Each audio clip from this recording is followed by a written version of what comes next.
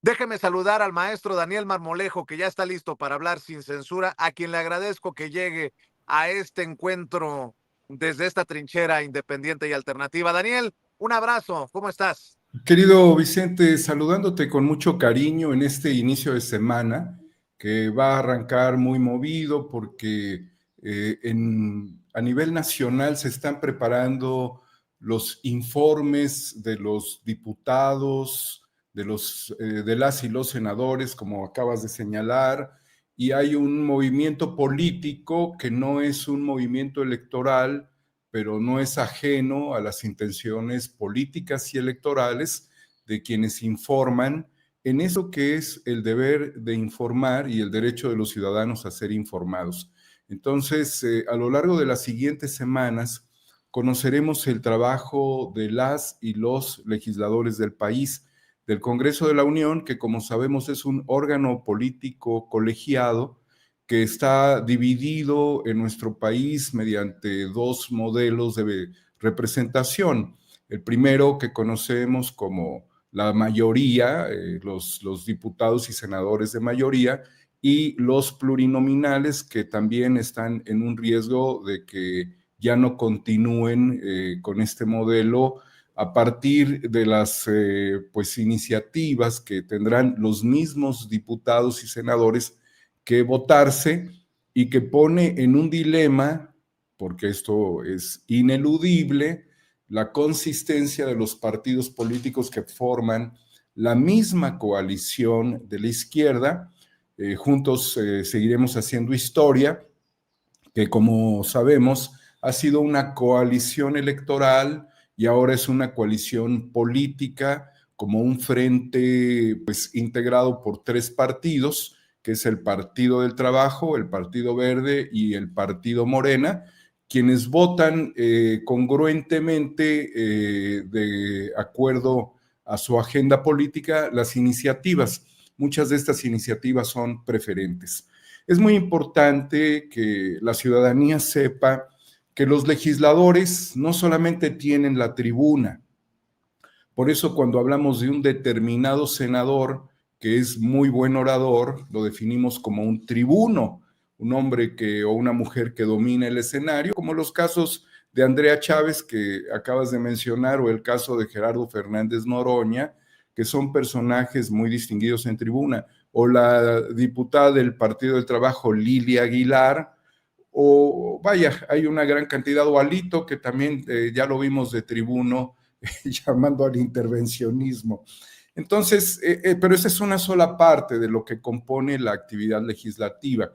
Por eso es muy importante conocer más allá de la tribuna, porque hay diputados que a lo mejor no se les da muy bien la oratoria, pero sí se les da el trabajo en comisiones. Y los congresos están divididos en comisiones donde se tratan todos los temas que tienen que ver con la realidad de nuestro país, ciencia y tecnología, educación. Por ejemplo, ahí hay una representación muy buena de una diputada del Partido del Trabajo, Rosalía León, que tiene 3 maestrías, un doctorado, va por otro doctorado, además es economista y está muy orientada en la educación infantil y está en estas comisiones. Y bueno, si nosotros no vemos, por ejemplo, a un diputado permanentemente en tribuna, no significa que no esté trabajando como debe de ser en las comisiones, que son muy amplias, muy diversas y cubren todos los espectros que tienen que ver con la vida económica, política, social, cultural, deportiva, de seguridad de nuestro país. Otro aspecto fundamental son las herramientas legislativas. ¿De qué dispone un diputado, una diputada, un senador, senadora para poder participar dentro de la actividad de ese órgano político colegiado? Pues son varias, tienen los exhortos, tienen las mismas iniciativas que presentan, pueden promover puntos de acuerdo. Entonces, los legisladores necesitan estar siempre en en un determinado frente, aprovechando las herramientas legislativas. Y bueno, también la Cámara de Diputados realiza foros.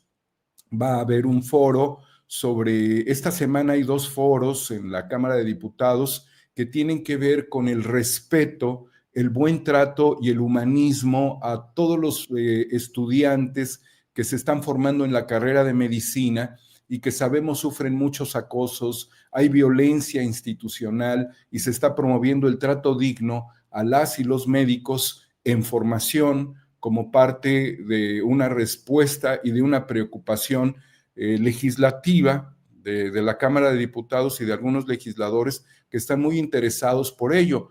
Al mismo tiempo va a haber otro foro dentro de la Cámara de Diputados en donde se van a tratar temas fundamentales como la crisis humanitaria en Gaza, el desplazamiento, el genocidio, el apartheid y esto tan dramático que significa también la llegada de una flotilla, la Global Summit Flotilla, a las costas de Gaza para poder crear una línea, un conducto de ayuda humanitaria en el medio de un genocidio brutal. Esto lo sabemos que va a estar también analizándose por expertos en la Cámara de Diputados. Y bueno, yo he asistido, Vicente, a cantidad de foros sobre vivienda, sobre salud, sobre economía, sobre energías limpias. Ahí tuve la oportunidad de saludar al Premio Nobel de Química, ya fallecido, el mexicano Mario Molina, a quien le pedí un mensaje para los jóvenes. Y bueno, es enorme la estela de trabajo que se realiza. Todo esto que es muy grande dentro de la Cámara de Diputados, pues también tiene el acompañamiento de importantes asesores legislativos, porque no le podemos pedir, y además sería absurdo, que un diputado conozca todos los temas. Por eso las bancadas parlamentarias tienen naturalmente a sus asesores, que son personas especializadas en materias que ayudan a la construcción de ideas, al análisis temático y al desarrollo también de iniciativas. Sobre todas estas estructuras, sobre todo esto que significa la Cámara de Diputados, también hay que entrar en una lógica de qué ha pasado a partir de la llegada de la Cuarta Transformación, que ha sido un fenómeno de la última década prácticamente. Pues se han dado cambios fundamentales, como por ejemplo las gestiones que hacían antes los diputados, las actividades que desarrollaban para poder ayudar a sus propios distritos electorales, hoy ya no las pueden realizar con recursos públicos. Había montos de decenas o de centenares y quizás en suma pudieron haber sido miles de millones que año tras año se les consignaban a las y los diputados para que pudieran ellos orientar ciertas obras en beneficio de sus distritos electorales. Y con el presidente Andrés Manuel López Obrador y obviamente con las bancadas de la izquierda, se optó para que no se realizaran este tipo de trabajos que consignaban regularmente a sus propias constructoras y de allí se hicieron grandes fortunas, se tomaban decisiones. Yo supe, por ejemplo, que el legislador que fue durante muchos años, ha sido Manlio Fabio Beltrones, tomaba decisiones sobre dónde construir un hospital, calificaba todo este tipo de acciones y se secuestraban presupuestos, se tenían alineados y de repente, bueno, pues llegaba lo mismo un legislador a sus distritos electorales, hablaba con los presidentes municipales y les daba ya prácticamente en llave en mano la gestión y ni siquiera les daban la oportunidad de participar porque ya todo venía alineado. Así se manejó por décadas. También se les daba vehículos a los legisladores. Las y los diputados recibían camionetas o autos, dependiendo si su distrito electoral era rural o urbano, y tenían su camionetón último modelo, y también junto con ello había para los legisladores pues seguros de gastos médicos, había muchas canonjías que el propio sistema les daba, y que bueno, pues esto se tuvo que ir desmontando. Entonces hoy vemos más a los legisladores en una línea de legislar, en una línea de hacer gestión a través de instituciones, no por la vía propia. Por eso cuando un legislador maneja fondos de dudosa procedencia para dar cierto tipo de atenciones puede ser cuestionado, porque se sale de los espectros de hacer gestión con base en las condiciones institucionales que tiene este país y no hacerlo a través de acuerdos con empresas o empresarios. Y bueno, pues esta es una realidad que estamos enfrentando ahora y que con la reforma electoral que viene, pues veremos de qué están hechos los partidos. Yo dudo, y lo voy a seguir diciendo, que se pongan de acuerdo porque los partidos políticos no quieren reducir su presupuesto. Convengamos que hay partidos que ganan mucho dinero y partidos que se mantienen con una menor cantidad, que tienen un gasto corriente permanente porque tienen oficinas a nivel nacional, a nivel estatal, y muchas a nivel municipal, sobre todo en los municipios de mayor densidad de población, los distritos que tienen más impacto electoral, porque ahí se tiene que hacer viva la actividad legislativa, la actividad política de los partidos, las afiliaciones. Entonces es un problema que no creo que lo resuelvan y que nos va a poner al sistema político mexicano en tela de juicio, Vicente. Queridas amigas y amigos, veremos si el sistema político, así como lo hizo con el Poder Judicial, lo puede hacer con el sistema de partidos. Y si no lo hace con el sistema de partidos, entonces lo que vimos y lo que quedará en la conciencia de todos es de que fueron, pues no son candil de la calle y oscuridad de su casa respecto a las reformas que está pretendiendo la presidenta de la República, que básicamente están encausadas en dos vías. La vía del presupuesto de los partidos para que se reduzcan y la otra vía es la eliminación de los plurinominales y junto con ello también el tema del nepotismo. Y nada más para cerrar estas ideas, Vicente, recordar que la semana pasada planteaba yo contigo en este importantísimo espacio de conciencia nacional que es Sin Censura, el que se estarían dando quiebres dentro de la vida política debido a las pretensiones de varios aspirantes a candidaturas dentro del sistema político mexicano y de las coaliciones de partidos, y dentro de ello también está claramente la reforma. Entonces va a ser un tiempo complicado, como lo dijimos la vez pasada, con Ricardo Mejía Verdeja, que se abrió del movimiento, no del movimiento, pero sí de la elección, y se convirtió en una figura relevante del Partido del Trabajo, como lo vimos en Durango, como lo vimos en Veracruz, donde en muchos de los municipios, en realidad vimos un crecimiento muy poderoso de movimiento ciudadano en Veracruz, que también tiene sus orígenes con Dante Delgado en Veracruz, pero fue una fuerza política que creció enormemente en Veracruz. El PRI se fue al cuarto lugar. Hay que señalar que en municipios donde, porque no hubo coalición con el PT también obtuvo ventajas en muchos municipios respecto a Morena, y esta realidad es una realidad compleja. Entonces, hemos visto a los partidos pequeños que juegan un papel muy importante, que es un papel fundamental en las coaliciones, tanto en el aspecto electoral como en el aspecto político, en los márgenes justamente de los congresos, tanto federal como locales. Y una reforma que los achica aún más en sus capacidades presupuestarias y en sus posiciones es necesario de seguir analizando, Vicente.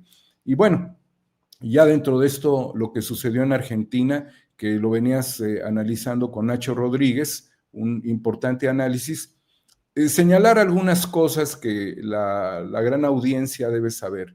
Esta no fue una elección nacional, esta fue una elección provincial. La provincia de Buenos Aires es el equivalente, para tratar de simplificarlo, al Estado de México. Y en este Estado de México, o en este Estado, provincia de Buenos Aires, se realizaron elecciones internas, en donde hay una renovación de diputados locales, de senadores locales, allá tienen senadores locales, de concejales y de consejeros escolares. En esta elección estatal, que insisto, no es federal, el gobernador de la provincia, Axel Kicillof, decidió separarla, desintegrar esto de la elección nacional que va a ser el 26 de octubre, con el afán de poder crear un espectro mucho más provocador y mucho más llamativo respecto a un posible resultado que lo favorezca, porque el Frente Patria, que es la coalición donde él es actualmente gobernante y donde está el Partido Justicialista, que es el partido peronista, del cual ha sido pues presidenta Cristina Fernández, sí, quien se encuentra en prisión domiciliaria mediante un ardid, una fabricación de delitos muy grave que llevó un tiempo, Vicente. Axel Kicillof decidió separarla y Milei se metió a esa pelea. Al meterse Milei a esa pelea, sucedió algo muy particular. Gana las elecciones de esa provincia el peronismo. Milei queda en este momento con un chipote en la cabeza después de muchos señalamientos de corrupción, pero lo más importante va a ser el 26 de octubre. Por lo tanto, yo no cantaría victoria porque el estado o esta provincia de Buenos Aires es gobernada por el peronismo. Es decir, no hubo una alteración mayor del escenario político. Siguen pues este gobierno integrado, pero el 26 de octubre vamos a ver partidos locales que van a volver a hacer este ejercicio, pero en otras provincias. Y hay otra cuestión que también la gente necesita saber. El Frente para la Victoria, La Libertad Avanza, La Libertad Avanza, este frente de Milei, no tiene ninguna mayoría legislativa. Volviendo a los temas legislativos, que comencé con México, pero aquí están otros referentes en Argentina. No tiene ninguna mayoría. Yo creo que él tiene como 4 o 5, no sé, senadores, o sea, no tiene. Realmente él ha dependido de los acuerdos con el macrismo, con Mauricio Macri, con Patricia Bullrich, que son ellos quienes tienen el control del poder judicial en Argentina, que esto también es importante señalarlo, Vicente, y que ese poder judicial corrupto es el que hizo la fabricación de delitos contra Cristina. Y no fue Milei quien promovió estos encarcelamientos, este encarcelamiento vulgar, agresivo, fraudulento, sino fue Mauricio Macri, que representa a las élites económicas de la Argentina. Con lo que está ocurriendo en Latinoamérica y con lo que nos has planteado, con 2 gobernadores del PRI que le dan la espalda aparentemente a Alito Moreno para respaldar, apoyar a la presidenta Claudia Sheinbaum Pardo, con otro gobernador de Movimiento Ciudadano como el de Nuevo León que también reconoce a la presidenta y la presidenta le regresa el piropo hoy en la mañanera del pueblo. Déjame planteártelo.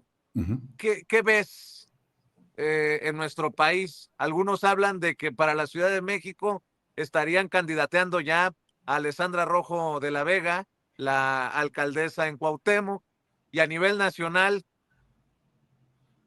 sí, a Ricardo Salinas Pliego, porque no hay de dónde echar mano. ¿Así lo ves tú también, querido Daniel? Sí, Vicente, yo creo que la entrevista que hiciste a Alessandra Rojo fue muy oportuna, porque estás comenzando a desenmascarar, y ahora lo confirmas también, cuál es el proyecto de la derecha en México, y están estos 2 personajes. Yo te diría que Ricardo Salinas Pliego ya se tardó, al menos ya se tardó 6 años, y va a llegar con un desgaste. No es lo mismo cuando en otras condiciones de un proceso judicial que no tenía solución, él era un candidato que podía dar mayor cantidad de manotazos y acciones discriminatorias y violentas, a lo que lo va a hacer, a lo que pudiera suceder ahora con el desgaste que le va a imponer el nuevo Poder Judicial a Ricardo Salinas Pliego. Por eso la política tiene tiempos. Y bajo esa lógica, Ricardo Salinas llega tarde y llega lastimado, pero no sería para la derecha el único personaje que llega con problemas legales, que se han judicializado. No, el mismo Macri, el mismo Trump llegaron incluso con carpetas enormes de cantidades de asuntos judiciales. Y bueno, ya sabemos la condición legal de Trump, en donde un juez pues lo determina su culpabilidad a través de un jurado, se analiza todo esto, pero no tiene pena, no causó pena. Sin embargo, lo que sí va a llegar es con un terrible pesar, Ricardo Salinas Pliego, en condiciones electorales. Esto le quita fuerza, le gana fuerza a la derecha. Esa es la gran preocupación y la gran cuestión, el gran cuestionamiento que tendría que tener hoy la derecha. No dudaría que personajes que también estarían en la palestra de la izquierda, y hay que señalarlos ahora quiénes son los que se pudieran postular para la presidencia. No significa que lo sean, queridos amigas y amigos de la audiencia, pero en la palestra están personajes, yo mencionaría al menos 3 personajes y uno con una debilidad estructural. Estaría por lo que representa en este momento la materia de seguridad, porque factores de seguridad y justicia siempre han estado allí. Omar García Harfuch. Estaría Marcelo Ebrard, porque hoy todo lo que tiene que ver con política tiene que ver con economía, todo. Y estamos en un tiempo muy importante que significa un nuevo orden mundial económico y que también tendría que ser un nuevo orden mundial de derechos humanos, porque los han despedazado, y un nuevo orden también respecto a la inteligencia artificial, a las nuevas tecnologías y a los sistemas de vigilancia, que van a ser muy radicales. Hay un nuevo orden tecnológico. Y por el otro lado está Gerardo Fernández Noroña, que nunca ha sido un administrador público, no tiene esa experiencia, y la administración pública significa administrar presupuestos, orientar estrategias, negociar a nivel interinstitucional y negociar a nivel nacional, pero esa no sería su fractura. La fractura está realmente el rechazo que tiene el Partido del Trabajo hacia él, que quedó expresado recientemente, y aunque es muy habilidoso y va a decir que eso no significa nada, la realidad es de que desde la postulación de candidaturas de coalición en 1998, incluyendo la primera alianza presidencial de la izquierda, independientemente del Frente Cardenista para la Liberación Nacional y todo esto que se formó con Cuauhtémoc Cárdenas y los priistas, que después formaron el PRD, pero desde la Alianza por México en el año 2000 y las posteriores alianzas políticas, por eso es muy importante lo que he señalado yo respecto al análisis de la reforma política electoral y de partidos políticos que se están promoviendo, no ha llegado un candidato de izquierda fortalecido si no es a través de una coalición. Y Cuauhtémoc Cárdenas lo hizo alrededor del 14, 16%. Esos eran los márgenes que rondaban las primeras coaliciones, pero hoy tiene que ser necesariamente por coalición y ahí no puedes llegar con un triángulo sin uno de los vectores. Buen punto, importante. Por cierto, hablando de coaliciones, yo desde aquí lo voy a decir y grábenme. Si el PRI y el PAN no van en coalición, prepárense para ver desaparecer el registro, para que el PRI pierda el registro, por lo menos en algunos lugares del país. Ahí se las dejo de tarea, así lo veo yo. El PRI ya no pinta. El que pinta un poquito y de azul es el PAN, pero el PRI de Alito Moreno va camino al basurero de la historia y por méritos propios. Querido Daniel Marmolejo, ¿por qué no cerramos invitando a la audiencia a tus trincheras, esfuerzos independientes, maestro? Gracias, Vicente. Pues invitando a la audiencia a las reflexiones en 4A República, hemos tratado con el doctor Rodolfo Ondarza el tema de las adicciones y la función de las estructuras sociales de la comunidad para combatir el tema de las adicciones. hemos tenido presencias muy importantes. Estamos avanzando en un nuevo proyecto que se denomina Qubit. Qubit es el nuevo sistema que va a sustituir el álgebra booleana, es decir, la computación como la conocemos ahora, esta computación de bits, para entrar en un sistema de mayor complejidad que todavía tiene problemas de estabilidad, pero que a través de la computación cuántica va a haber cambios muy importantes porque se van a poder hacer cantidad de diseños. Estamos también en una era de diseño donde podemos innovar sobre cualquier área, desde áreas físicas hasta pues el campo de la ciencia y también el campo del modelado y de la interpretación de cosas que no existen en el mundo tangible. Y bueno, junto con ello, todo lo que significa diseño, edición, que va a ser la gran transformación de la humanidad, que no tiene vuelta atrás, viene aparejado de la inteligencia artificial general, donde los resultados que puede dar la computación cuántica y la inteligencia artificial general van a confundir a todo el mundo, Vicente, y pudiéramos nosotros entregar el gobierno o las responsabilidades administrativas o ciertas gerenciaciones prácticamente a estas tecnologías bajo una lógica de que son mucho más eficientes y pueden suplir la condición humana. Pero también esto trae un enorme riesgo para la humanidad, que significan los ejércitos de androides, que significa una sociedad que va a vivir en un hedonismo tecnológico, pero en un sistema opresor depredador, en donde pues no vamos a tener la condición, el peso que hoy tenemos en el ámbito político, económico, social, cultural, educativo, científico, y va a ser una suerte de compartir con tecnologías. Todo esto lo analizaremos en Qubit en 4A República, querido Vicente, invitándolos Iomo Ex Novo, agradeciéndote siempre la invitación para poder reflexionar contigo sobre temas de trascendencia. Te agradezco mucho, Daniel. Estamos al pendiente, maestro. Cuídate mucho. Gracias. Mucha suerte, Vicente. Hasta pronto. Gracias.